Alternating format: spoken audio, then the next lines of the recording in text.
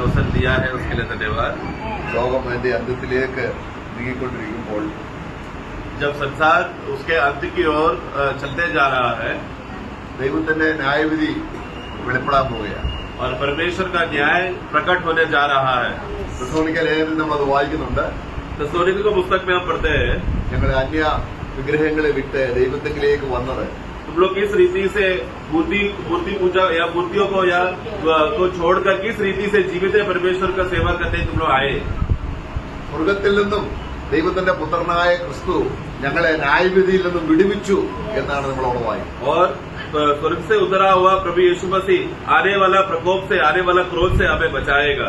അപ്പോൾ ദൈവത്തിന്റെ ന്യായവിധി എന്താണ് എന്നുള്ളതിനെ കുറിച്ച് നമുക്ക് അറിയാമെങ്കിൽ തന്നെയും ദൈവം ന്യായം വിധിക്കുന്ന വിധങ്ങൾ വ്യത്യസ്ത രീതിയിലാണ് പലരും മനസ്സിലാക്കിയിരിക്കുന്നത്. तो परमेश्वर का न्याय के विषय में तो हम लोग सब लोग जानते तो है, फिर भी हम लोग उस विषय में थोड़ा और गहराई से हम लोग अभ्यास उसके करेंगे। न्याय का विषय में लोग हमेशा ऐसा एक अभिप्राय है लोगों के बीच में कि परमेश्वर अलग अलग रीति से न्याय करता है। ഒരിക്കൽ മരണവും പിന്നെ ന്യായവിധിയും എന്ന് പറയുമ്പോൾ എല്ലാവരും എല്ലാവരും മരിക്കണമെന്നില്ല. കാരണം ജീവിച്ചിരിക്കുന്നവരെയും യേശു ക്രിസ്തു ന്യായം വിധി. तो हमने इब्रानियों का पुस्तक में हम क्या पढ़ते हैं, एक बार मरना फिर न्याय होना सभी मनुष्य के लिए नियुक्त है करके उस वाक्य को आधार रखकर हम लोग क्या बोलते हैं कि सब मनुष्य मरेंगे करके। लेकिन अगर हम लोग बाइबल में अगर ध्यान करेंगे तो जरूरी नहीं है कि सब मनुष्य मरेंगे, क्योंकि जीवितों का भी न्याय होने वाला है। അപ്പം ദൈവത്തിന്റെ ന്യായവിധിയെ കുറിച്ച് ദൈവത്തിന്റെ പരിശുദ്ധാത്മാവ് നമ്മളെ ബോധ്യപ്പെടുത്തുമെന്ന് കർത്താവ് തന്നെ ഭൂമിയിലായിരുന്നപ്പോൾ പറഞ്ഞു. तो परमेश्वर के न्याय के विषय में जब सत्य का आत्मा, जब पवित्र आत्मा आएगा तो वो आत्मा तुमको न्याय के विषय में निरुत्तर करेगा, बोध्य करेगा करके ये बात यीशु ने स्वयं कहा था। അപ്പോൾ യോഹന്നാന്റെ സുവിശേഷം 16 അധ്യായം यूहन्ना का सुसमाचार 16 अध्याय അതിന്റെ 8ാം വാക്യം നമുക്ക് വായിക്കാം. उसका 8 हम पढ़ेंगे। वह आकर संसार को पाप और धार्मिकता और न्याय के विषय में निरुत्तर करेगा। അപ്പം ന്യായവിധിയെ കുറിച്ച് എന്ന് പറയുമ്പോൾ അവിടെ കർത്താവ് ഉദ്ദേശിക്കുന്നത് മനുഷ്യനെ ന്യായം വിധിക്കുന്ന കാര്യമല്ല. तो न्याय के विषय में भी पवित्र आत्मा के निरुत्तर करेगा, बोध्य करेगा। ये वाक्य पढ़कर एक ही रीत को नहीं समझना कि मनुष्य का न्याय के बारे में है करके उससे सिर्फ उसी एक अर्थ को नहीं समझना। ദൈവത്തിന്റെ ഹൃദയത്തിൽ മനുഷ്യനെ പെട്ടെന്ന് ന്യായം വിധിക്കണമെന്നില്ല. परमेश्वर का दिल का चाहत में कभी ऐसा नहीं था मनुष्य को एक ही क्षण में न्याय करके सब बात को खत्म करे। ദൈവം ന്യായം വിധിക്കുന്നത് സാത്താനെയാണ്. परमेश्वर वास्तव में न्याय करने का जब बोलते समय में परमेश्वर का लक्ष्य किसके ओर है, एक ही जीवी है उनके मन में, वो है शैतान। സാത്താനെയും പിന്നെ സാത്താനുള്ളവരെയും हम वचन में पढ़ते हैं कि शैतान और उसके साथी लोगों को ऊपर न्याय करेगा। അവിടെ അപ്പോൾ നമുക്ക് എങ്ങനെയാണ് ദൈവം സാത്താനെ ന്യായം വിധിക്കുന്നത് എന്നുള്ളത് അറിഞ്ഞെങ്കിൽ മാത്രമേ നമ്മുടെ രക്ഷയുടെ പദ്ധതിയിൽ ദൈവം നമ്മളെ കരുതിയത് എത്രമാത്രം അനുഗ്രഹിക്കപ്പെട്ടതാണ് നമുക്കറിയാൻ കഴിയും. तो हम लोग एक बात, जब परमेश्वर ने किस रीति से शैतान के ऊपर न्याय नियुक्त करके ऊपर उसके ऊपर कैसा न्याय का दंड लाने की अवस्था है, जब ये बात को जब समझेंगे उसी के साथ साथ में तभी हमको समझ में आएगा कि परमेश्वर ने मनुष्य जात को कितना बड़ा उद्धार देकर कैसे अद्भुत रीति से बचाया और हमसे प्रेम किया। നമുക്ക് പുറപ്പാട് പുസ്തകം 12ാം അധ്യായം 12ാം വാക്യം ഒന്ന് വായിക്കാം. निर्गमन का पुस्तक एक्सोडस 12 का 12 पढ़ेंगे। ദൈവത്തിന്റെ ന്യായവിധിയുടെ വഴി നമ്മൾ ഹോളി സ്പിരിറ്റ് വചനത്തിലൂടെ വെളിപ്പെടുത്തുമ്പോൾ നമ്മൾ ആരംഭിക്കുന്നത് അവിടെയാണ്. परमेश्वर का न्याय के विषय में जब वचन का अभ्यास करते करते पवित्र आत्मा की मदद से जब समझते समय में हम लोग को यहाँ से वास्तव में न्याय कैसा है करके आरंभ करना चाहिए। को मैं मिस्र देश के बीच में होकर जाऊंगा और मिस्र देश के क्या मनुष्य क्या पशु सबके पहलौठों को मारूंगा और मिस्र के सारे देवताओं को भी मैं दंड दूंगा। मैं यहोवा बस बस അവിടെ ആരെയാണ് ന്യായം വിധിക്കുന്നത് വായിക്കുന്നത്? वहाँ पर देखो किसके ऊपर मैं न्याय करूंगा, आपकी भाषा में दंड आया है तो किसको मैं दंड करूंगा करके लिखा है। അവിടെ മിസ്രയീം ദേശമുണ്ട്, वहाँ पर मिस्रैम का देश है, അവിടുത്തെ ജനങ്ങളുണ്ട്, उधर के लोग हैं, അവിടുത്തെ മൃഗങ്ങളുണ്ട്, उधर के पशु जानवरें हैं, ആദിജാതന്മാരുണ്ട്. पैलौटा है, അവരെ സംഗ്രഹിക്കും. उन सबको वहाँ पर क्या लिखा है, उन सबको मैं मारूंगा करके लिखा है, या काटूंगा या वध करूंगा करके लिखा है। എന്നാൽ परंतु ഞാൻ ആരെ ന്യായം വിധിക്കും? मैं किसके ऊपर न्याय लाऊंगा, मिस्र के सारे देवताओं मिस्र के सारे देवताओं के ऊपर। മിസ്രയീന്മാരുടെ ദേവന്മാർ ആരൊക്കെയാണ്? मिस्र देश का देवता है कौन कौन है, ബലപ്പെടുത്തുന്നു. कोई आइडिया है क्या? മിസ്രയീമിന്റെ ദൈവം ആരാണ്? मिस्र देश का सबसे बड़ा प्रधान मुख्य देव कौन सा है? ഫറവോൻ തന്നെയാണ്. फरोन करके जो है वो एक देवता का नाम है। ഫറവോനാണ് അവരുടെ ദൈവം. तो जब एक अधिकार एक व्यक्ति फरोन राजा बन जाता है, सारा लोग ऑटोमेटिकली वो व्यक्ति को अपना ईश्वर मानकर देव मानकर उसका पूजा करता है। ആ ഫറവോൻ തന്നെയാണ് അവരുടെ പുരോഹിതൻ.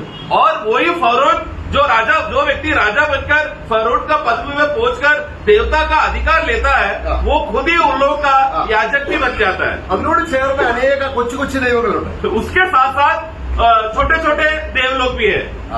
അപ്പൊ ദൈവം ന്യായവിധി ആരംഭിക്കാൻ പോവുകയാണ്. तो अभी परमेश्वर अपना न्याय अभी लाने वाला है। അതിന്റെ 7-ാം അധ്യായത്തിന്റെ 12-ാം വാക്യം വായിക്കുമ്പോൾ 7 का 12 जब हम पढ़ते हैं, ദൈവം അവരെ ന്യായവിധിക്കാൻ പോകുന്നതിന് പടി ഇവിടെയാണ്. तो जो पहला पड़ाव, न्याय का पहला पड़ाव यहाँ से शुरू होता है। ദേവന്മാരെ ന്യായവിധിക്കുകയാണ്. अभी अपना एक एक देवताओं को वो न्याय करने वाला है। എന്താണ്? उन्होंने भी अपने अपनी लाठी को डाल दिया और वे भी अजगर बन गई और हारून की लाठी उनकी लाठियों को निगल गई। എന്താണ് ഇത് നമ്മൾ മനസ്സിലാക്കുന്നത്? इससे हम क्या समझते हैं? മന്ത്രവാദികൾക്കും जादूगर लोग भी क्या किया? अपना लाठी नीचे डालकर उसको सर्प बनाया। ഇവൻ മോശയ്ക്കും അറിയാം.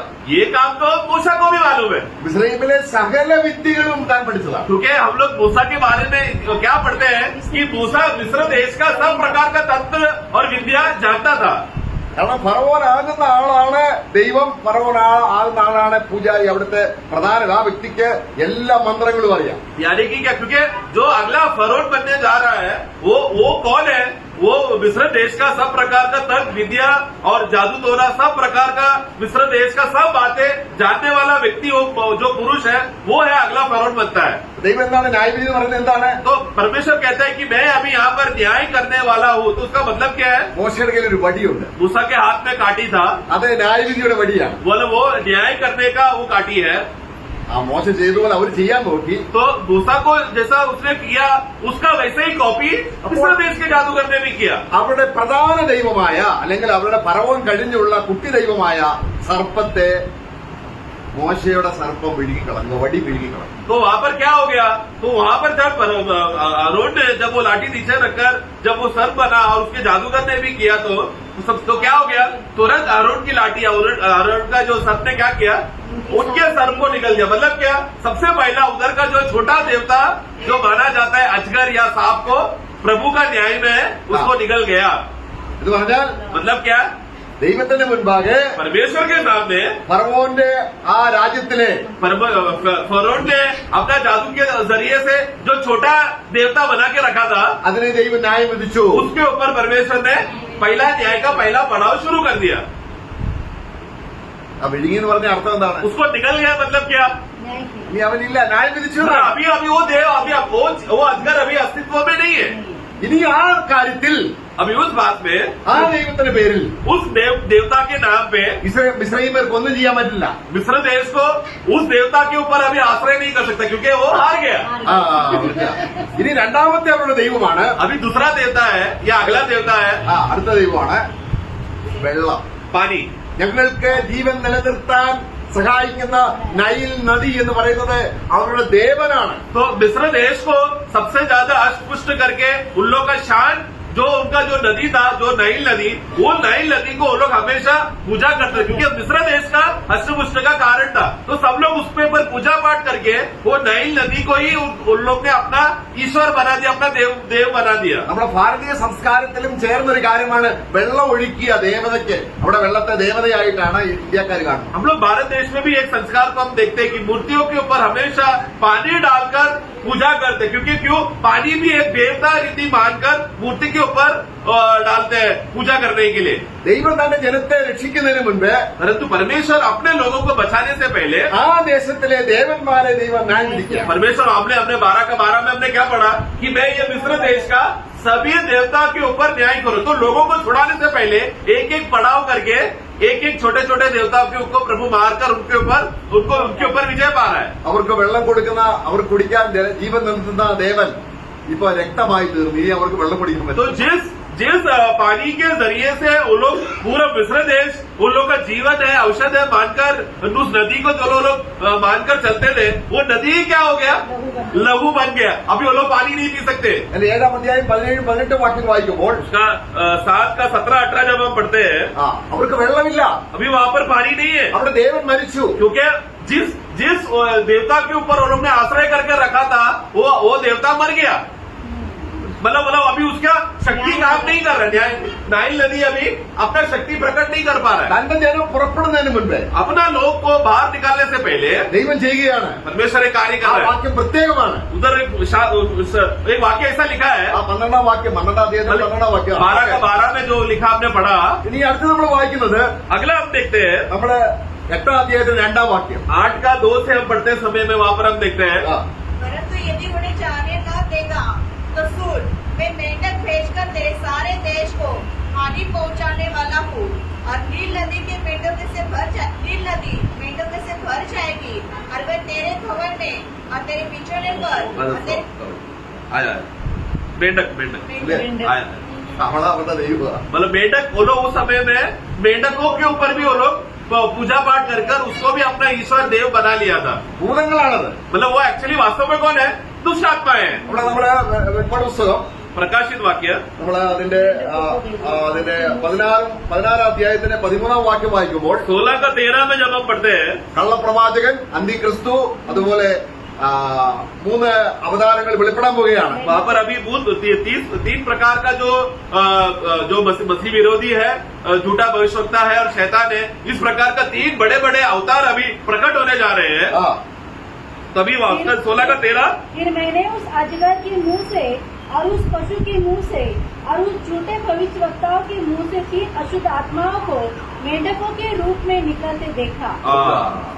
അപ്പോൾ ഇതെല്ലാം അശുദ്ധാത്മാക്കളെയാണ് तो കാണിക്കുന്നത്. ये सब क्या है, वास्तव में दुष्ट आत्माएं हैं। ഇവര് ഈജിപ്തിനെ സേവിച്ചുകൊണ്ടിരുന്നതാണ് ഇവരെയൊക്കെ. और ये लोग मिस्र देश ने क्या करके रखा था, ये दुष्ट आत्माओं के ऊपर वो लोग पूजा करते थे ताकि दुष्ट आत्मा इन लोगों का मिस्र देश का हिफाजत कर सके, संभाल सके। അപ്പോൾ ദൈവം അവിടെ നമ്മൾ 78-ാം സങ്കീർത്തനം വായിക്കുമ്പോൾ जब हम लोग 78 भजन संगीता पढ़ते हैं, വളരെ കൃത്യമായി ഇതിന് ഓർഡർ കൊടുക്കുന്നുണ്ട്. उधर एक क्रमांक हम देखते हैं, അവർ ആരാധിച്ച ദൈവങ്ങളെയും കൊണ്ട് തന്നെ ദൈവം അവരെ നശിപ്പിക്കുക. जिन जिन बातों को लेकर मिस्र देश ने अपना अपना देवता बनाकर ईश्वर बना के रखा था, वो वस्तुओं को लेकर ही परमेश्वर मिस्र देश पर वो विपत्ति ला रहा है। ദൈവം ആരാണ്? परमेश्वर कौन है? സത്യദൈവം ആരാണ്? वो क्योंकि सच्चा परमेश्वर कौन है? മനുഷ്യർ ആരാധിക്കുന്ന ആ ദൈവത്തെ കൊണ്ട് തന്നെ അവരെ ന്യായം വിധിക്കുക. जो मनुष्य ने जिन जिन जीवियों को अपना ईश्वर बनाकर, अपना भगवान बनाकर, देवता बनाकर उसको ऊपर आश्रय करके रखा था, सच्चा जीवित परमेश्वर ने वो वस्तुओं और उस पशुओं को लेकर ही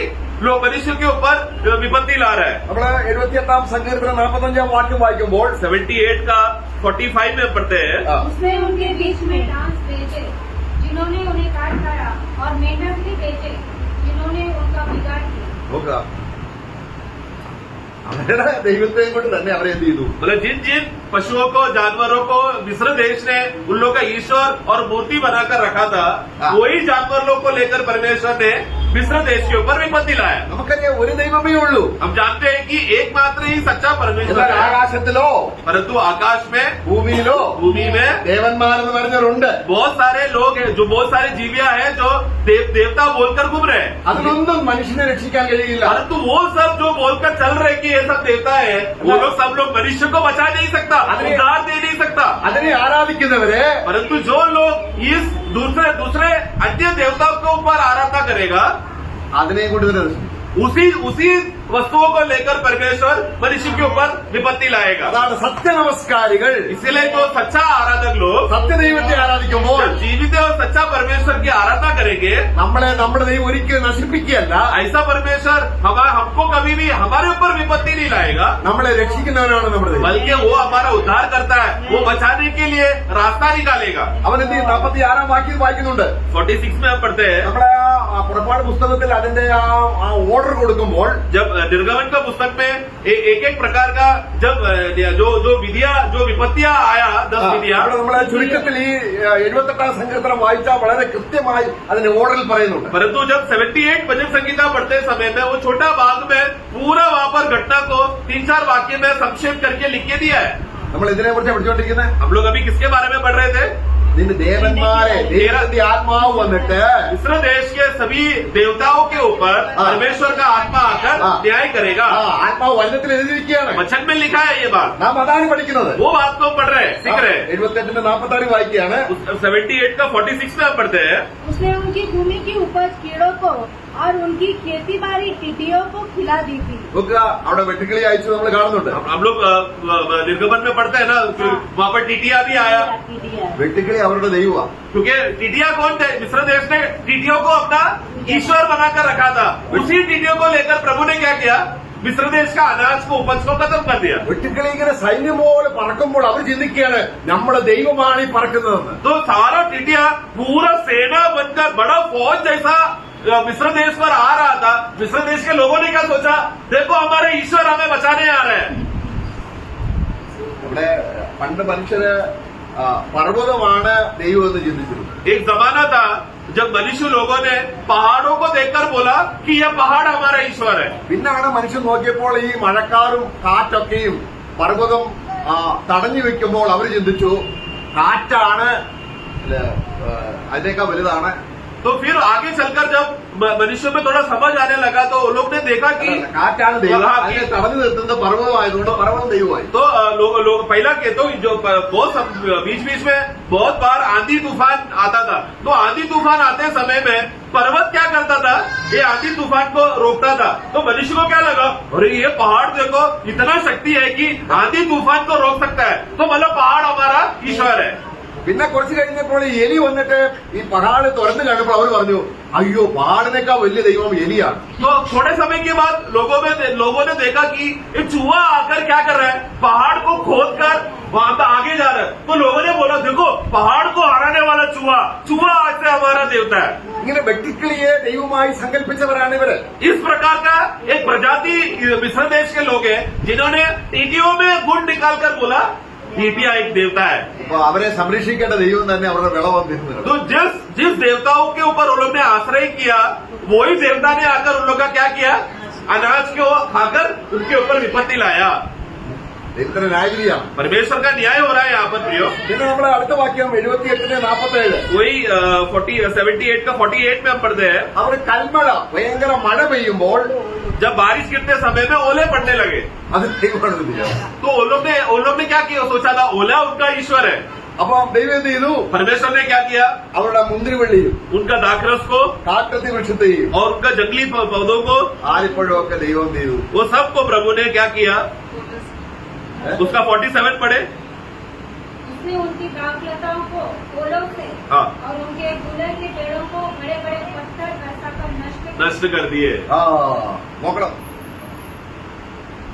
ദൈവത്തെ ന്യായം അവരുടെ ദൈവങ്ങളെ ന്യായം വിധിക്കുകയാണ്. ये सब वस्तुओं को मिस्र देश ने वो लोग का ईश्वर है बोलकर, देव है बोलकर मान के रखा था। परमेश्वर ने वही वस्तुओं को लेकर मिस्र देश का घमंड को तोड़ा और उनके सब उपज को नाश किया। പിന്നെ അവർ കാണുന്ന ഒരു ദൈവമാണ് ഇടിമിന്നൽ തണ്ടർ. അതായത് 78-48 വാക്യത്തിലുണ്ട്. उसका 48 में हम देखते हैं कि बिजली को भी वो लोग 48 पढ़ना। उसने उनके पशुओं को ओलों से और उनके डोरों को बिजलियों से बिजली, हाँ, जो बिजली बरसता है, बिजली को भी वो लोग ने ईश्वर मान के, देवता मानकर रखा था।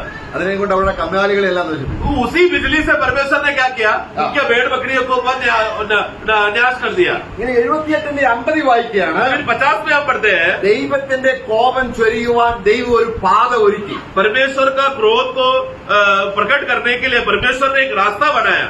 ഇവർ കൊന്നു.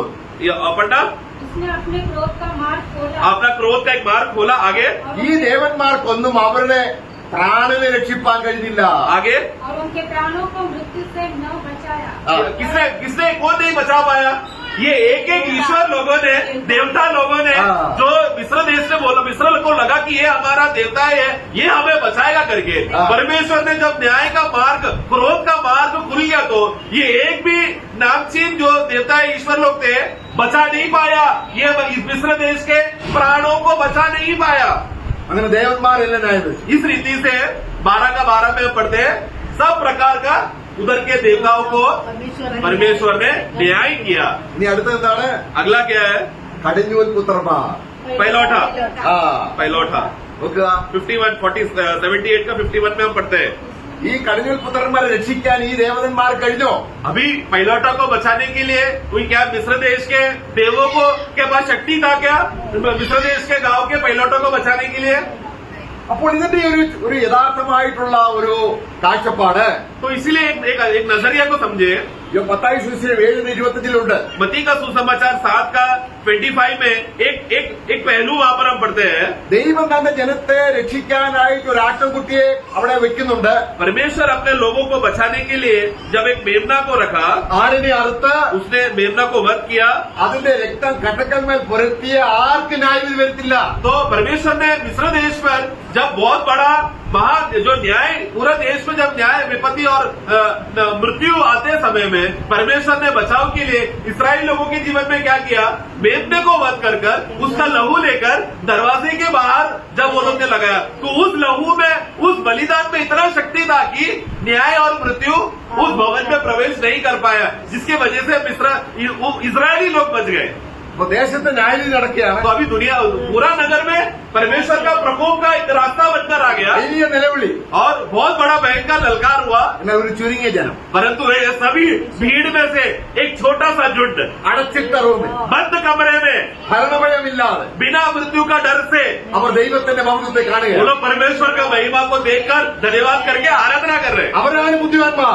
ये लोग बुद्धिमान लोग हैं, കാറ്റടിച്ചു, क्योंकि आकाश हवा आया, വെള്ളം പൊങ്ങി, पानी नदियां पानी बाढ़ आने लगी, എന്നാൽ तो भी അവരുടെ അടിസ്ഥാനം उनका नींव അടുക്കപ്പെട്ട കുഞ്ഞാടിലാകയാ मारा हुआ चट्टान के ऊपर बांधा हुआ था, जिसके वजह से അവരാരും വീണ് പോയില്ല. ये लोग कोई भी गिरे नहीं। എന്നാൽ परंतु ബുദ്ധികെട്ടവൻ जो निर्बुद्धि लोग थे, ഈ പറയപ്പെട്ട ദേവന്മാരിൽ വീട് പണിയും. वो लोग ने अपना उस समय का नामचीन जो उधर के गांव के देवों के ऊपर आश्रय कर നമ്മൾ പ്രധാനപ്പെട്ട എത്രയോ പേര് എനിക്കറിയാം, അവര് രഹസ്യത്തിൽ പോയി അമ്പലത്തിലൊക്കെ പോയി കാര്യം സാധിക്കാൻ വേണ്ടി. मैं बहुत से ऐसे लोगों को जानता हूँ, मसीह का धर्म को वो लोग स्वीकार कर बपतिस्मा लेते हैं और फिर उनका पर्सनल जीवन में कुछ फायदा मिलने के लिए मंदिर में जाकर दंडवत करते हैं। ഗർഭാപസിയുടെ വിഷയം വന്നപ്പോൾ जब घर वापसी का विषय आया, അവർക്ക് നല്ല ജോലി കിട്ടും. तब उन लोगों को बोला कि सरकार ने बोला जो घर वापसी करेगा, मतलब मसीह धर्म छोड़कर हिंदू धर्म में आया तो उनको अच्छा नौकरी मिलेगा। അനേക ദൈവദാസന്മാര് പാസ്റ്റർമാര് കേരളത്തിൽ बहुत तो केरला में बहुत सारे बड़े बड़े प्रभु का दास करके बोलने वाले पास्टर लोग थे, वो लोग ഗർഭാപസിയായി. घर वापसी किया। പുറമേ പാസ്റ്റർമാരാണ്, बाहर से लोग कौन थे? पास्टर है, मंडली का अध्यक्ष है करके प्रकट दिखाया। എന്താണ്? परंतु क्या हो रहा है प्रियो? എല്ലാം പോഷന്മാരാണ്. सब झूठे लोग। ബുദ്ധിമാനാരാണ്. तो ज्ञानी कौन है? അതെ, ദൈവത്തിന്റെ വൺമഴ ചൊരിഞ്ഞാൽ, जब भले ही बारिश क्यों ना आए, വെള്ളം പൊക്കിയാൽ, भले ही बाढ़ क्यों ना आए, അവിടെയാണ് നമ്മൾ കാണുന്നത്. इसलिए हम देखते हैं നോഹയുടെ പെട്ടകം नोआ का जहाज को, ദൈവത്തിന്റെ ന്യായവിധിയാണ്. वो जो बारिश आया परमेश्वर का न्याय था। ജനങ്ങളിൽ അന്നത്തെ ജവാന്മാര്, उस समय के जवान लोग, वीर लोग भी അവരുടെ ദേഹിയെ രക്ഷിക്കാൻ കഴിയാതെ अपना प्राण को बचा नहीं पाए, അലറിക്കഴിയുമ്പോൾ जोर जोर से रो रहे थे, पुकार रहे थे। ഒരു ചെറിയൊരു കുടുംബം, एक छोटा सा एक कुटुंब, 8 പേര് 8 लोग ആ പെട്ടകത്തിന്റെ ഉള്ളിൽ സുരക്ഷിതരാണ്. वो जहाज में वो लोग सुरक्षित थे। ക്രിസ്തുവിലാണോ? मसीह में है क्या आप लोग? ക്രിസ്തുവിലാണോ? क्या आप लोग मसीह में है क्या? വിശ്വാസം ശരിയായിരിക്കണം, आपका विश्वास सही रहना चाहिए, ബുദ്ധിമാനായിരിക്കണം. ज्ञानी होना चाहिए। अब ഈ ക്രിസ്തുവിലാണെങ്കിൽ अगर हम मसीह में है तो ദൈവത്തിന്റെ ഒരു തുള്ളി ന്യായവിധി പോലും നമ്മുടെ മേൽ വരില്ല. परमेश्वर का न्याय का एक बूंद भी हमारे ऊपर उसका कार्य प्रबल नहीं हो सकता, അത് പുത്രൻ അനുഭവിച്ചു കഴിഞ്ഞു. क्योंकि हमारे ऊपर आने वाला सब प्रकार का न्याय को यीशु मसीह ने अपने सीने में ले लिया। അത് 78 സങ്കീർത്തനം 52 വാക്യത്തിൽ വായിക്കുകയാണ്. 78 भजन संगीत का 52 में हम पढ़ते हैं, ഇതാ, ന്യായവിധി ഏൽക്കാത്തൊരു ജനം, देखो एक ऐसा प्रकार का लोग जिसके ऊपर कोई भी न्याय नहीं, അവർക്ക് വേണ്ടി ഒരു ആട്ടുകുട്ടി ന്യായവിധി ഏറ്റു. उनको न्याय से बचाने के लिए एक मेमना ने उनका न्याय ले लिया। നമ്മുടെ രക്ഷിതാവ് हमारा उद्धार करता ദൈവം തന്റെ പുത്രനെ നമുക്ക് തന്നു. परमेश्वर ने अपना एक लौता पुत्र को हमें दे दिया। എന്തിനു തന്നു? क्यों दिया? ദൈവത്തിന്റെ ന്യായവിധിയിൽ നിന്ന് രക്ഷിക്കാൻ. परमेश्वर का आने वाला प्रकोप से बचाने के लिए अपना पुत्र को दे दिया। അതാണ് നമ്മളെ തെസ്സലോനിക്ക ലേഖനം 1-ാം അധ്യായം അതിന്റെ 9-10 വാക്യങ്ങൾ വായിക്കുന്നത്. वही बात हमने पहला तस्वीर शुरुआत में 1:9-10 में हमने पढ़ा था। क्योंकि वे आप ही हमारे विषय में बताते हैं हाँ। कि तुम्हारे पास हमारा आना कैसा हुआ और तुम कैसे मूर्खों से परमेश्वर की ओर फिरे, ताकि जीवित और सच्चे परमेश्वर की सेवा करो और उसके पुत्र के स्वर्ग पर से आने की बात जोते रहो, जिसे उसने मरे हुए में से जिलाया, अर्थात यीशु की, जो हमें आने वाली प्रकोप से बचाता है। आने वाले प्रकोप से बचाता है।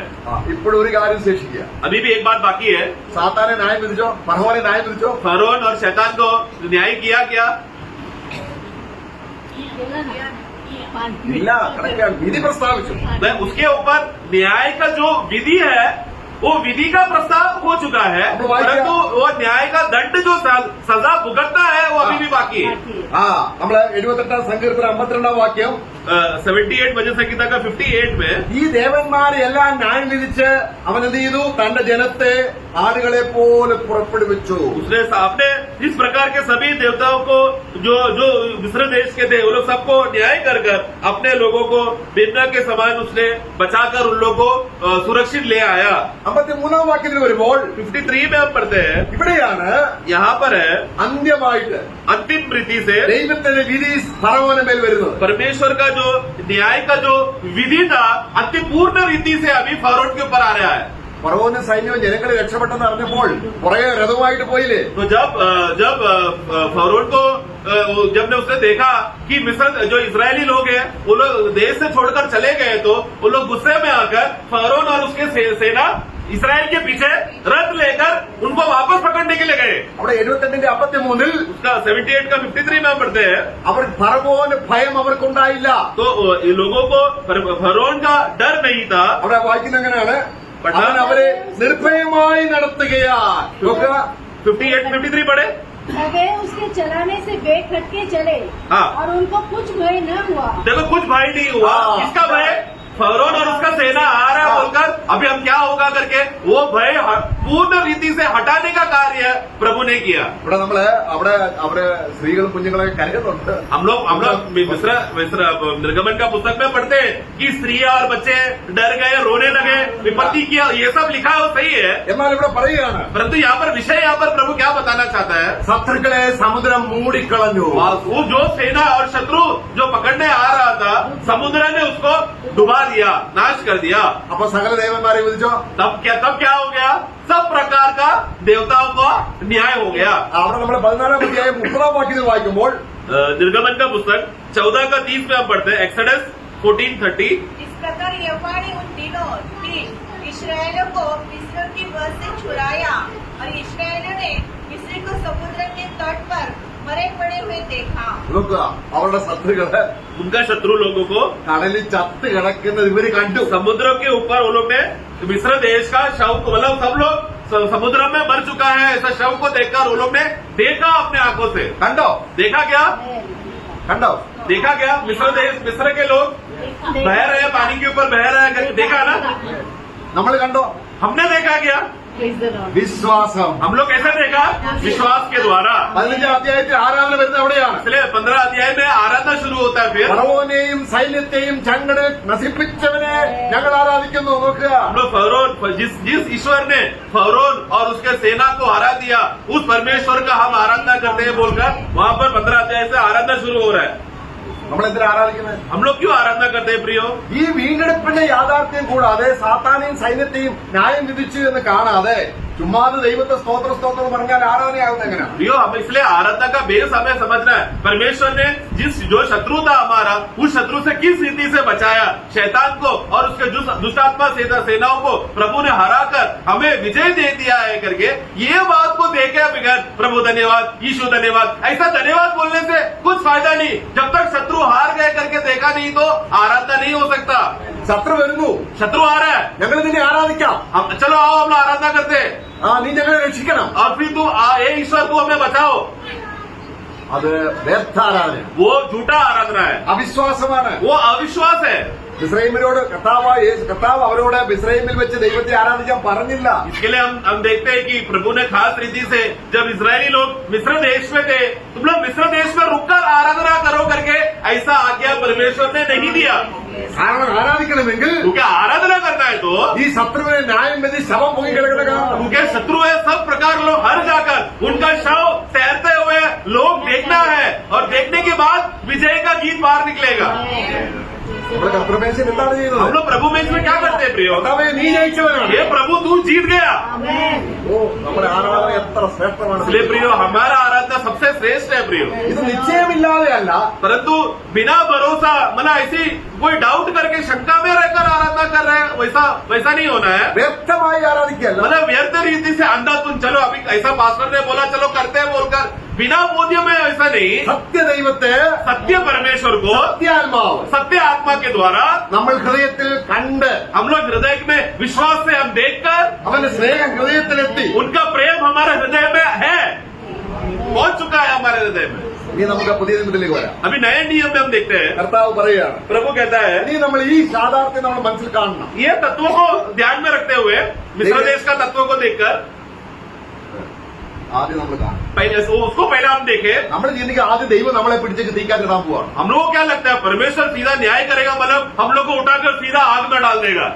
ദൈവം ന്യായം വിധിക്കുന്ന ആരെയാണ്? परंतु हमें जानना है परमेश्वर ने पहले किसको ऊपर न्याय का दंड किया? കർത്താവ് നമുക്ക് दुष्टात्माओं के ऊपर। യോഹന്നാന്റെ സുവിശേഷം 12 അധ്യായം यूहन्ना का सुसमाचार 12 अध्याय അതിന്റെ 31 വാക്യം വായിക്കാം. उसका 31 हम पढ़ते हैं। अब इस संसार का न्याय होता है, अब इस संसार का सरदार निकल दिया जाएगा।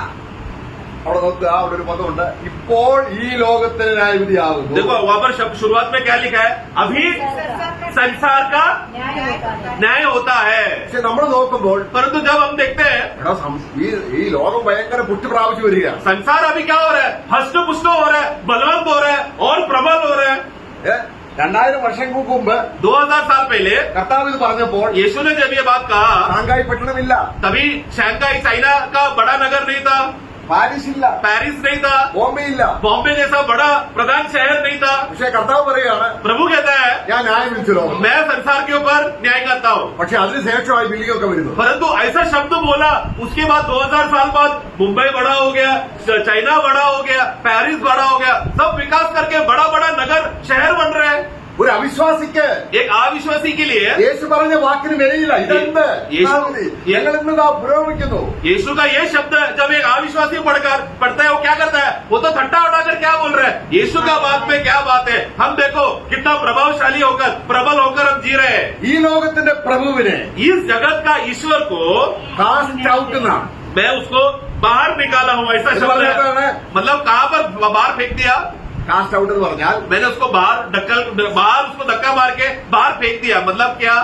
അത് കർത്താവിന്റെ വിധിയാണ്. मतलब वो परमेश्वर का न्याय का विधि है। ഇനി അത് നടപ്പിൽ വരുന്നത് എപ്പോഴാണ്? अभी एक बार न्याय का वो हुकुम का आज्ञा दे दिया है, वो पूर्तिकरण कब होगा? അത് വെളിപ്പാട് പുസ്തകം 20 അധ്യായത്തിലാണ്. प्रकाशित का पुस्तक 20वां अध्याय में हम पढ़ते हैं। അവിടെയും പറയുന്നത് കാസ്റ്റ് ഔട്ട് എന്നാണ്. वहाँ पर भी यही शब्द लिखा है कि उसको बाहर ढकेल दिया, बाहर डाल दिया। ആ अंग्रेजी बाइबल में वैसा लिखा ആ, है। അവിടെ ഒരാള് रेवलेशन 20 Revelation chapter 20 verse 10. 20 का 10 पढ़े। उनका भरमाने वाला शैतान हाँ। आग और गंधक की उस झील में हाँ। जिसमें वो पशु और झूठा भविष्यवक्ता भी होगा हाँ। डाल दिया हाँ डाल दिया, देखो डाल दिया, അതോ डाल दिया। तो डाल मतलब एक जगह से उठाकर दूसरे जगह पे डाल दिया उसको। ന്യായവിധി എപ്പോൾ നടന്നു? न्याय कब हुआ? കർത്താവ് ക്രൂശിൽ പോയി. परमेश्वर ने जब क्रूस पर जाकर वो तभी न्याय का विधि का आज्ञा प्रस्ताव किया कि अभी क्या होने वाला है? अभी इस जगत का ईश्वर का न्याय का विधि का आज्ञा बोला जा रहा है। तो तभी आप क्रूस में प्रभु जब न्याय बढ़ते समय में वो क्या हो रहा है? न्याय का विधि का आज्ञा को ऐलान किया। കർത്താവിന്റെ വാക്കിന് വിലയുണ്ടോ? परमेश्वर का वचन पर कोई कीमत है क्या? ഇനി നമ്മൾ സാത്താനെ ഭയപ്പെടണോ? अभी शैतान से हमें डरना है क्या? അവിശ്വാസികൾ ഇപ്പോൾ അവർ കർത്തൃ നടത്തുകയാണ്. परंतु अविश्वासी के ऊपर भी वो अभी हुकूमत कर रहा है ना। വിശ്വാസപ്പെടുത്തോളം परंतु विश्वासी के संबंध में വചനം ജനപ്പെടുത്തു വന്നവൻ क्योंकि वचन शरीर रूप धारण लेकर आया, പോഷ്കില്ലാത്ത കർത്താവിന്റെ നാവിൽ നിന്നും उस प्रभु वो व्यक्ति जिसका मुंह में कभी भी झूठ नहीं है, वो प्रभु ने कहा ഇപ്പോൾ अभी ഞാൻ मैं ഈ ലോകത്തിലെ പ്രഭുവിനെ ये जगत का ईश्वर को കാസ്റ്റ് ഔട്ട് ചെയ്തിരിക്കുന്നു. बाहर धकेलता हूँ। എവിടേക്ക്? कहाँ की ओर? നരകത്തിലേക്ക്. नरक की ओर, आग के झील की ओर डाल देता हूँ। പക്ഷെ വെളിപ്പാട് പുസ്തകം 20:10 അത് എക്സിക്യൂട്ട് ചെയ്യുന്നത് परंतु प्रकाशित का पुस्तक 20:10 में था क्या हो गया, वो आज्ञा दिया हुआ वचन का पूर्तिकरण वहां पर हो रहा है। സാത്താനെ നരകത്തിൽ ഇട്ട് കഴിഞ്ഞിട്ട് നിങ്ങൾ ഇത് വിശ്വസിക്കത്തുള്ളെങ്കിൽ अगर आप लोग शैतान नरक में डाल दिया पहुंचने के बाद ही आप यीशु पे अगर विश्वास करोगे तो പിന്നെ അത് കണ്ട് വിശ്വസിക്കല്ലേ. फिर तो ऐसा है, तो फिर आप देख के विश्वास कर रहे हो ना। ഇവിടെ നമ്മളെ വിളിച്ചിരിക്കുന്നത് परंतु विश्वासियों को, मंडली को प्रभु कैसा बुलाता है? വിശ്വാസത്താൽ. विश्वास के साथ बुलाता है। യേശുവിനെ കുറിച്ച് പറഞ്ഞതെല്ലാം സത്യമാണ്. यीशु के बारे में जो भी कुछ बोला है वो सब कुछ सत्य है। യേശുവിന്റെ അവകാശവാദങ്ങൾ സത്യമാണ്. यीशु ने बोला हुआ जो भी जो वचन का हुक्म और आज्ञा जो प्रभु ने ऐलान किया वो सब सत्य है। സത്യമാണ്. और ये बात को हमें सत्य से विश्वास करना है। നമ്മൾ കണ്ടോ हमने देखा क्या? സാത്താനെ ന്യായം വിധിച്ചത് കണ്ടോ? शैतान के ऊपर न्याय आगे आ चुका है करके देखा गया हमने? പക്ഷെ വിശ്വാസം हमने देखा नहीं, तो भी हम लोग विश्वास से हम समझकर मानते हैं कि वो बात सत्य है। ഇവിടെയാണ് കർത്താവ് സാത്താനെ ന്യായം വിധിച്ചത്. और परमेश्वर यीशु ने कहा पर शैतान को न्याय किया അല്ല, ക്രൂശിലേക്ക് പോകുന്നതിന് മുൻപ്. क्रूज के बोलने से पहले ही प्रभु बोल रहे हैं ना। अभी यूहन्ना 12 में क्या कहा? 12:31 में क्रूज पर बोल रहे हैं क्या? अभी इस जगत का ईश्वर, मतलब वो क्रूज में जाने से पहले ही प्रभु क्या कर रहा है? न्याय का ऐलान कर रहा है। ആ ക്രൂശിൽ അവൻ ന്യായം വിധിച്ച ആരെയാണ്? क्रूज में उसने किसका न्याय किया? നമ്മളെ, हमारा पुराना मनुष्यत्व को, നാം വീണ്ടെടുക്കുന്നവരെ. मतलब जिन जिन लोगों को प्रभु उद्धार कर कर मूल नाम देकर छुटकारा देने वाले लोग थे, उनके उसका पुराना मनुष्यत्व को प्रभु ने क्रूज पर न्याय किया। യോഹന്നാൻ 12:32 यूहन्ना 12:32 ഞാനോ ഭൂമിയിൽ നിന്ന് ഉയർത്തപ്പെട്ടാൽ जब मैं और मैं यदि पृथ्वी पर से ऊंचे पर चढ़ाया जाऊंगा, जब मैं पृथ्वी पर में से ऊंचा को में जब मैं चढ़ाया जाऊंगा, मतलब कलवरी क्रूज पहाड़ में जब प्रभु को चढ़ाकर टंगाया था, तब सबको अपने पास तब सभी लोगों को मैं अपने ओर खींचूंगा। അതിന് ആരാണത്? वो कौन है? താൻ രക്ഷിക്കാൻ ഉദ്ദേശിക്കുന്ന തന്റെ ജനത്തെ. प्रभु ने जिन जिन लोगों को उद्धार देने के लिए प्रभु का हृदय में जो चाहत रखा था, वो सभी लोगों को प्रभु ने क्रूज में क्या किया? हम सबको चुंबक की और आकर्षण करके मैग्नेट के जैसा खींचा। എത്ര പോഷത്വമാണ് യേശു കർത്താവിന്റെ ശരീരത്തിലേക്ക് സാത്താനെ കൊണ്ടുവന്ന് ദൈവം ന്യായം വിധിച്ചെന്നുള്ളത്.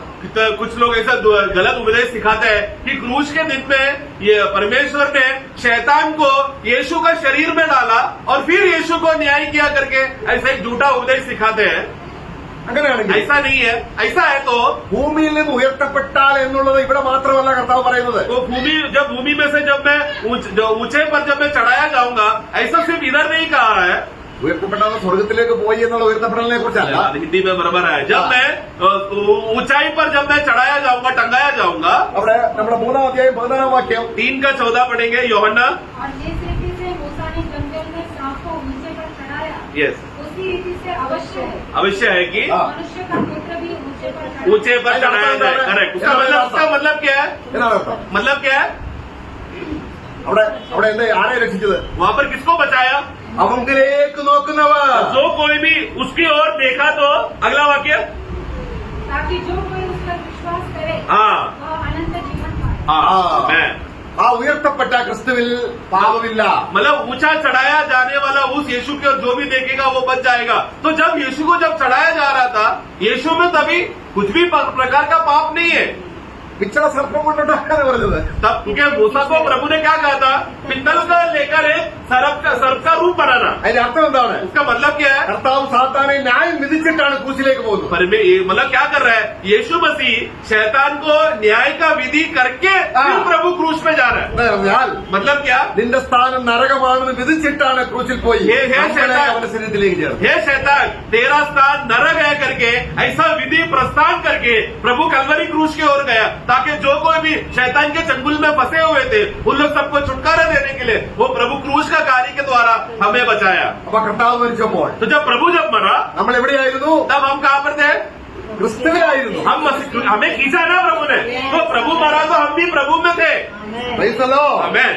അങ്ങനെ അവരോട് കൂടെ നമ്മൾ മരിച്ചു, इस रीति से हम उसके साथ मरा, അവരോട് കൂടെ ഉയർത്തു. उसके साथ जिलाया गया, സാത്താൻ ശക്തിക്ക് ഒന്നും ചെയ്യാൻ കഴിയില്ല, കാരണം എല്ലാവരും ദൈവം ന്യായം വിധിച്ചിരിക്കും. शैतान और उसका फौज को कुछ भी कर नहीं पाया, क्योंकि परमेश्वर ने उनके ऊपर क्रूस में चढ़ने से पहले ही विधि का न्याय डाल दिया।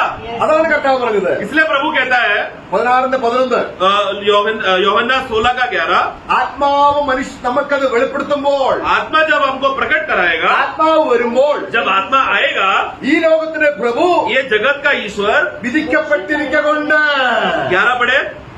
न्याय विषय में हाँ इसलिए कि हाँ, संसार का सरकार दोषी ठहराया गया। देखो मतलब दोषी ठहराया, मतलब न्याय का हुक्म का आ गया, उसके ऊपर डाला गया। ये यीशु क्रूस में जाने से पहले ये बात बोल रहे हैं प्रभु।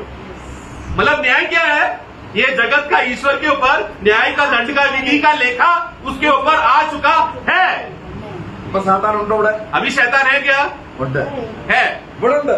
इधर ही, നമ്മളെ തൊടാൻ വരുന്നില്ല. परंतु हमें छुएगा नहीं। നമ്മളെന്താ പറയുന്നത്? हम लोग क्या बोल रहे हैं? യേശു പറഞ്ഞ പോലെ പറയണം. जैसा यीशु ने कहा वैसा कहना है। അവൻ നമ്മുടെ അടുക്കിലേക്ക് വരും. जब वो हमारे पास आएगा പറയണം, तब बोलना है എന്റെ കർത്താവ് मेरा प्रभु ने നിന്നെ നരകത്തിൽ വിട്ടിരിക്കുക.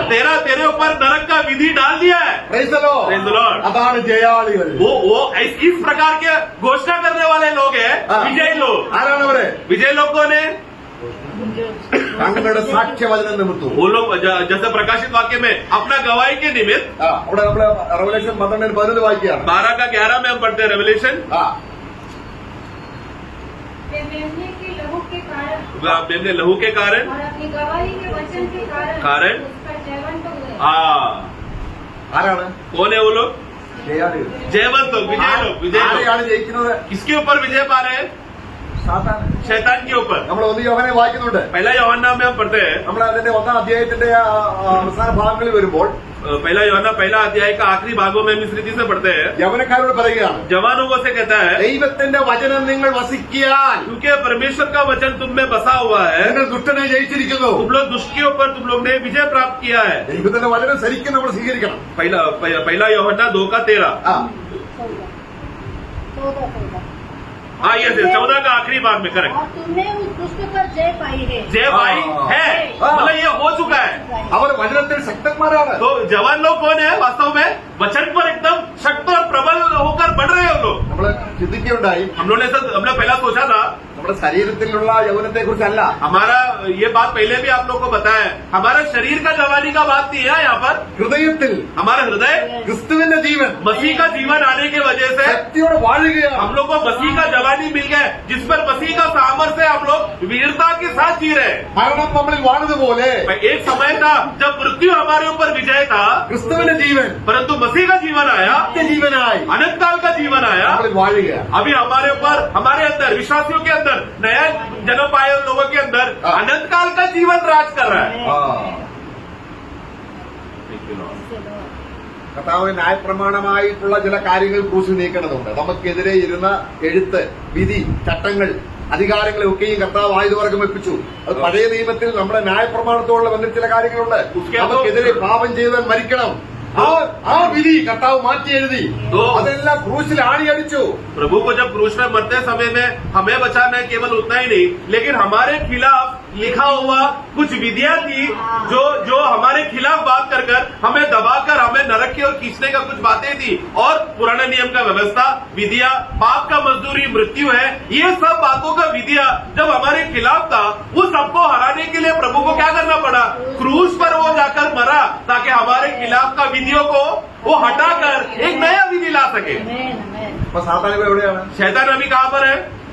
സാത്താന് ന്യായത്തിന് കീഴേ, കർത്താവിന്റെ കാലിന് കീഴെയാണെങ്കിൽ നമ്മുടെ ഈ കാലിന് കീഴെയാണ്. शैतान जैसा अभी यीशु मसीह के पैर के नीचे है, और हम मसीह में होने की वजह से शैतान हमारे पैर के नीचे है। നമ്മുടെ റോമലേഖനം 15 അധ്യായത്തിലുണ്ട്, സാത്താനെ വേഗം നിങ്ങളുടെ കാലിന് ചവിട്ടിൽ കർത്താവ് അത് വെച്ചിട്ട് ആൾക്കാർ ചിന്തിക്കുകയാണ് ഇതുവരെയും സാത്താനെ ന്യായം വെച്ചിട്ടില്ല. तो हम लोग रोमियो का 15 में हम पढ़ते हैं कि यीशु मसीह के नाम में तुरंत शैतान को अपने पैरों में कुचल दिया जाएगा करके, तो वो पढ़कर लोगों को लगता है कि अभी तक हुआ नहीं है करके। അത് നരകത്തിലിടുന്ന കാര്യമാണ്. वो वचन क्या बताना चाहता है कि एक दिन प्रभु यीशु मसीह जो विधि घोषणा किया गया था, उसका न्याय का जो आज्ञा पूर्तिकरण प्रकाशित वाक्य 20 में शैतान को एक दिन आग का झील में डाल दिया जाएगा, वो वचन वहाँ पर रोमियो 15 में कह रहा है। കർത്താവ് തന്നെ ശിഷ്യന്മാർക്ക് അധികാരം കൊടുത്തവൾ പറയുകയാണ്, जब प्रभु ने चेलों को जब अधिकार दिया, നിങ്ങൾ तुम लोग അവിടെ വായിക്കാം, നമുക്ക് ലൂക്കോസ് സുവിശേഷം 10 അധ്യായം 19 വാക്യം. लूका 10 का 19, लूक 10:19 പാമ്പുകളെയും देखो, मैंने तुम्हें सांपों हाँ, सांपों, बिच्छुओं को रोंदने का हाँ। और शत्रु की सारी सामर्थ पर अधिकार കണ്ടോ दिया है। ചവിട്ടാനാ പറഞ്ഞിരിക്കുന്നത് देखो നമ്മളോട്. उसको रोंदने का अधिकार दिया है ना, ഇല്ലേ मतलब उसके ऊपर पैर मारकर उसको रोन देना का अधिकार दिया है। കർത്താവ് ഈ രണ്ട് പേരുമായിട്ട് പോയി चेले लोग दो करके गए അധികാരം കൊടുത്തു. और सबको चेलों को अधिकार दिया അവർ സന്തോഷിച്ച് വരികയാണ്. और फिर वो लोग आनंद करके वापस आ रहे। അപ്പൊ കർത്താവ് പറയുകയാണ് तब प्रभु कहता है ഞാൻ കണ്ടു मैंने देखा സാത്താൻ മിന്നൽ പോലെ കാലൊക്കെ വീഴുന്നു. शैतान क्या हुआ, बिजली के मुआफिक स्वर्ग से भूमि की ओर गिरा करके मैंने देखा। ഞാൻ കണ്ടു ये मैंने देख लिया എന്റെ അധികാരത്തിലാണ്. क्योंकि तुम लोग किसके नाम पर किया, मेरे नाम के अधिकार पे किया। പക്ഷെ നിങ്ങളുടെ അധികാരത്തിലാണ് നിങ്ങൾ ചിന്തിക്കരുത്. पर तुम लोग घमंडी होकर नहीं सोचना, देखो मैंने जब बोला यीशु के नाम में तो मेरे बोली में शक्ति है करके ऐसा खुद का बोली पर घमंड नहीं करना। ഭൂതങ്ങളെ എല്ലാം കാൽക്കൽ വീണു. तुम लोग अरे यीशु आपका नाम में दुष्टात्मा भी गिर गए। പക്ഷെ നമ്മൾ സന്തോഷിക്കുന്ന ഏത് വിധത്തിലാണ്? तो ये सब बातों को देखकर हमें खुशी मनाना है क्या? हमारा असली आनंद किसमें है? हमारे नाम स्वर्ग हमारा नाम स्वर्ग में लिखा गया। मैं കാരണം നമ്മൾ ആരാണ്? क्योंकि हम लोग कौन है प्रियो? ഈ ന്യായവിധിയിൽ നിന്ന് രക്ഷപ്പെട്ടവരാണ്. हम लोग ये न्याय का विधि से और जो आगे चलने वाला पड़ाव से सब बातों से छुटकारा पाकर बचकर ऊपर की ओर खड़े रहने वाले लोग हैं। ദൈവം എന്തിനെയൊക്കെ ന്യായം വിധിച്ചു എന്ന് കണ്ടുകൊണ്ട് കണ്ടവരാണ്. परमेश्वर ने जिन जिन बातों के ऊपर न्याय का विधि का आज्ञा जो दिया है वो सब चीजों को प्रभु ने देख लिया है। അവിടെ നമ്മൾ കണ്ടു हमने देखा മിസ്രൈമില് मिस्र को, അവിടെ ദേശത്തിലെ ആ മൃഗങ്ങളെ, उधर के देश के पशुओं को, അവിടുത്തെ ജനത്തെ, उधर के लोगों को അവിടുത്തെ ദേവന്മാരെ. और उनके उधर के देवों को, ഇത് കർത്താവ് നിവർത്തിച്ചു. ये सब बातों में यीशु मसीह में पूरा हो गया। യേശു ലോകത്തെ ന്യായം വിധിച്ചു. यीशु ने संसार पर न्याय किया ഇല്ലേ? है ना। आमेन। വരാൻ പോവാ. अभी मतलब उसका आज्ञा आ चुका है, हाँ। दंड का पूर्तिकरण आना बाकी है। ഇതാണ് വിശ്വാസം. तो ये हमारे विषय में ये विश्वास है। आमेन। അപ്പോൾ അവൻ വന്നിട്ട് फिर वो आएगा ന്യായവിധിയെ കുറിച്ച് और पवित्र आत्मा जब वो आएगा, सत्य का आत्मा आएगा, हाँ। न्याय के विषय में हमें निरंतर करेगा। നമുക്ക് ബോധം വരും. हमें बोध एहसास लाएगा, हमारे अंदर समझ देगा कि ऐसा होने वाला है करके हाँ। ये बातें हमको समझाएगा। നമ്മൾ ഒരു പാപി എന്ന നിലയിൽ നമ്മുടെ ഈ ന്യായവിധി കഴിഞ്ഞു. और हम लोग एक समय में पापी थे, तो पापी होने के वजह से जो न्याय का आज्ञा था ना हमारे ऊपर, वो आज्ञा भी पूरा हो गया। अभी हमारे ऊपर न्याय का आज्ञा नहीं है, പക്ഷെ നമ്മളെ ന്യായം വിധിക്കുന്നതിന് മുമ്പ് परंतु हमारे ऊपर न्याय को करने से पहले ദൈവം സാത്താനെ ന്യായം വിധിക്കണം. परमेश्वर पहला यीशु ने क्या किया, जैसा मिस्र देश में इसराइल लोगों को बचाने से पहले उधर के ईश्वर और देवता के ऊपर न्याय किया, उसी रीति से हमें बचाने के लिए हमारे ऊपर हुकूमत करने वाला शैतान जो जगत का ईश्वर है उसके ऊपर न्याय का विधि का बोली कर दिया। Praise the Lord. हमें ആരാണ്? हम लोग कौन है प्रियो? ഇനിയിപ്പം സാത്താന്റെ കർത്താവ് ന്യായം വിധിച്ചോണ്ട് ഇനി സാത്താനെ കർത്താവ് ഒരു ദൂതനെ, പാവപ്പെട്ട ദൂതനെ വിട്ട് പോയി ചങ്ങലിട്ടോണ്ട് പറയാം. ഒരുപാട് ദിവസം 20 അധ്യായം ആയിരമാണ്ട് രാജ്യം മരിക്കുന്നതിന് മുമ്പ് കർത്താവ് പറയാണ്, ഒരു ദൂതനെ നീ പോയി അവരെ എന്ത് ചെയ്യണം? जब क्योंकि अभी शैतान के ऊपर विधि आ चुका है, इसलिए उसके पास ज्यादा प्रबल और शक्ति नहीं है। इसीलिए प्रकाशित वाक्य 20 में हम पढ़ते हैं कि एक साधारण स्वर्गदूत ने आकर जंजीर लेकर शैतान को पकड़कर अखाध कुंड में उसको डालने का आ गया। तो उतना शैतान कमजोर हो गया है। എന്താണ് कारण क्या है? हमारे प्रभु ने उसको ആ ക്രിസ്തുവിന്റെ ഒരു വാക്കാണ്. क्योंकि प्रभु ने क्रूस पे वो शब्द बोला कि तेरे ऊपर वो विधि का लेखा उसके ऊपर आ गया है। നോക്കുക, സകലവും വാക്കാണ് നിർമ്മിച്ചവൻ. यीशु कौन है? सब कुछ अपने शब्दों से बोलकर अस्तित्व में लाया हुआ वो सर्वशक्तिमान प्रभु। ഒന്നുമില്ലായ്മയില്ല, जब कुछ भी नहीं था എല്ലാം ഉളവാകട്ടെ. तब सब कुछ आ गया। ആ വാക്ക് वो शब्द, वो बोली में से പരസ്യമായി പറയുകയാണ്, सबके सामने प्रभु ने कहा, ഇപ്പോൾ अभी ഞാൻ സാത്താനെ मैं शैतान को കാസ്റ്റ് ഔട്ട്. बाहर करता हूँ। വിശ്വസിക്കുന്നുണ്ടോ? क्या आप लोग विश्वास करते हैं उस वचन को? എന്നിട്ടാണ് उसके बाद प्रभु നമ്മുടെ വിധി हमारा विधि, हमारे ऊपर लिखा हुआ लिखापटी യേശു ശരീരത്തിലേക്ക്. यीशु ने अपने ऊपर ले लिया। Praise the Lord. मैं നാം എത്രമാത്രം അവനെ സ്തുതിക്കണം. इसके लिए प्रिय हमें कितना अधिक हमें प्रभु का धन्यवाद देना चाहिए।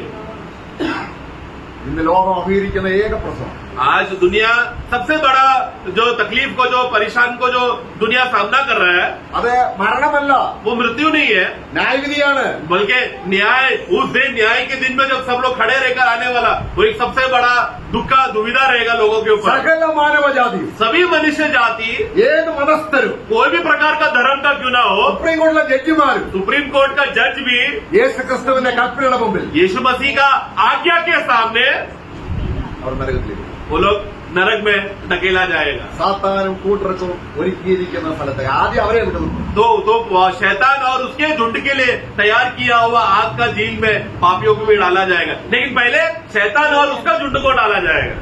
ഏത് സഭയിൽ പോയാലും आप कोई भी मंडली में जाओ, എത്ര പേര് കൃപാവരങ്ങളുണ്ടെന്ന് പറഞ്ഞാൽ कितना भी बड़ा आत्मा का वरदान है बोला तो भी, ഈ ന്യായവിധിയിൽ രക്ഷപ്പെട്ടില്ല എങ്കിൽ अगर आप ये न्याय का आज्ञा का हुक्म से बचा नहीं है तो ഒന്ന് ചിന്തിച്ചു നോക്ക്. जरा सोचो, സ്വസ്ഥതയുണ്ടോ? आपके पास शांति रहेगा क्या? സമാധാനമുണ്ടോ? शांति रहेगा क्या? विश्राम रहेगा क्या? എന്തിനാണ് നമ്മുടെ ജീവിതത്തിന്റെ അർത്ഥം എന്താണ്? हमारा फिर जीवन का उद्देश्य क्या है प्रियो? मकसद क्या है प्रियो? ഈ ലോകം മുഴുവൻ നേടിയിട്ടും अगर एक मनुष्य पूरा संसार को भी कमा लिया तो, നിനക്ക് നിന്റെ സ്വന്തം പ്രാണനെ രക്ഷിക്കാൻ കഴിയും. परंतु तू अपना प्राण को बचा नहीं पाएगा. എന്നാൽ परंतु യേശു ക്രിസ്തു यीशु ने, അവനാണ് उन्होंने നമ്മുടെ ദേഹിക്ക് വേണ്ടി കഷ്ടമാണ്. हमारा प्राण को बचाने का कष्ट वेदना यीशु ने सहा. യേശു രക്ഷിതാവ് എന്ന് പറയുമ്പോൾ यीशु के विषय में जब हम बोलते हैं कि तू उद्धार करता है, उसका मतलब ഏതെല്ലാം അർത്ഥത്തിലാണ് നമ്മുടെ ഹൃദയം പരിശുദ്ധാത്മാവ് കൊണ്ടുപോകുന്നത്. तो वो उद्धार करता मतलब किन किन बातों से प्रभु ने मुझे उद्धार दिया करके पवित्र आत्मा तुरंत हमको समझाएगा, ये क्षेत्रों में से तुझे उद्धार मिला. ഈ ലോകത്തിന്റെ പ്രഭു എന്ന് ദൈവം കർത്താവ് പറഞ്ഞ ആ സാത്താനെ ചവിട്ടാൻ നമുക്ക് അധികാരമുണ്ട്. मतलब जैसा यीशु ने कहा कि ये जगत का ईश्वर के ऊपर का न्याय विधि हो चुका है करके, वो विधि के वजह से हमको अधिकार मिला है शैतान को रोकने के लिए. കാരണം നമ്മള് ആരാണ്? क्योंकि हम लोग कौन है? തന്റെ ജനത്തെ प्रभु ने अपने लोगों को, ആട്ടിൻകൂട്ടത്തെ പോലെ നടത്തി. प्रभु वो है जो अपने लोगों को न्याय का दंड से बचाकर एक चरवाह के माफिक सारे मेमनाओं को बचाने के लिए रास्ता खोल कर रखा है. न्याय की विधियों के बीच में से बचाने वाला हमारा चरवाह. ഞാൻ തെറ്റിയുള്ള നാടുകളായിരുന്നു. हम लोग एक समय में भटके हुए भेड़ों के समान थे, എന്നാൽ നമ്മുടെ പ്രാണന്റെ ഇടയന്റെ അടുക്കിലേക്ക് परंतु हमें पहला पत्रोस 2 का आखिरी वाक्य, हम लोग उस प्रभु के पास आए हैं, हम उस चरवाह के पास आए जो हमारा प्राणों को बचाता है. നമ്മുടെ പ്രാണനൊരു കർത്താവുണ്ട്. हमारा प्राण का एक प्रभु है प्रियो. അവനെ ആ അർത്ഥത്തിൽ നമ്മൾ ബഹുമാനിക്കണം. पढ़ना उसका पहला पत्रोस 2 का 25. क्योंकि तुम पहले भटके हुए भेड़ों के समान थे, हाँ। पर अब अपने प्राणों के रखवाले हाँ। और अध्यक्ष के पास लौट आए. हमारा प्राण का प्रभु कौन है प्रियो? प्रभु यीशु मसीह. उस रखवाले के पास हम आए हैं. യഹോവയുടെ ഇടയനാവും. यहोवा मेरा चरवाहा है.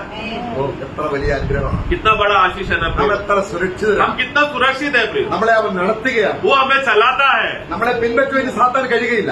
हम लोग वो हमें चलाते समय में शैतान हमें पीछे से आकर मार नहीं सकता, क्योंकि यीशु हमारे साथ है. നാം ഇന്ന് പരിശുദ്ധാത്മാവിൽ സൂക്ഷിക്കപ്പെടുകയാണ്. आज हम लोग पवित्र आत्मा में सुरक्षित रीति से संभाले गए हैं. സ്വർഗത്തിൽ സൂക്ഷിച്ചിരിക്കുന്ന स्वर्ग में हमारे लिए संभाला हुआ ക്ഷയം വാട്ടം മാലിന്യം എന്നില്ലാത്ത ഉത്തമ സമ്പത്തിന് വേണ്ടി നമ്മളെ പരിശുദ്ധാത്മാവിൽ സൂക്ഷിച്ചു. एक ऐसा अजर मिराज जो कभी नाश नहीं होता, जो कभी पुराना नहीं होता, ऐसा मिराज में परमेश्वर का सामर्थ्य संभाले रखा हुआ, ताकि जो नया जन्म पाए हुए लोगों को मिलने वाला है, ये नया जन्म पाए हुए लोगों के ऊपर पवित्र आत्मा का सुरक्षता का कवच उनके ऊपर है. എന്റെ ജനം എന്റെ കയ്യിലാണ്. प्रभु कहता है मेरे लोग मेरे हाथ में. ദുഷ്ടൻ എന്റെ കയ്യിൽ നിന്നും പഠിച്ചെടുക്കാൻ കഴിയുകയില്ല. कोई भी दुष्ट आकर मेरे हाथों से मेरे लोगों को छीन नहीं सकता. ഇത്രയും സുരക്ഷിതരായ ഒരു ജനം. इतना सुरक्षित लोग. നമ്മൾ പറയണം हमें क्या कहना है? ന്യായവിധി എന്താണ്? न्याय क्या है? ആരോട് പറയണം? हमें किसको कहना है? സാത്താനോട് പറയണം. शैतान को बोलना है. ഓ പ്രൈസലോ. मैं ഇങ്ങനൊരു ജനത്തെ ദൈവം സമ്പാദിച്ചു. इस प्रकार के लोगों को प्रभु ने कमाया. ആരായിട്ട്? किस रीति से? സ്വന്തം മക്കളായി. अपने खुद के बेटे की रीति से हमें कमाया. കൺമീന ദൈവമക്കളെന്ന് വിളിക്കപ്പെടുമ്പോൾ पहला യോഹന്നാൻ 3 कि देखो हम लोग परमेश्वर के संतान कहलाए जाने के लिए, അതെത്ര വലിയ സ്നേഹമാണ്. और वो कितना बड़ा प्रेम है प्रियो.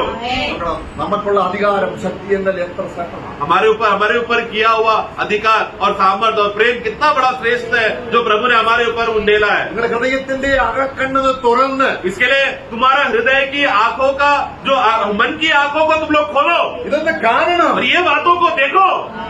പ്രൈസലോ. मैं प्रभु हम सबको सहायता करें.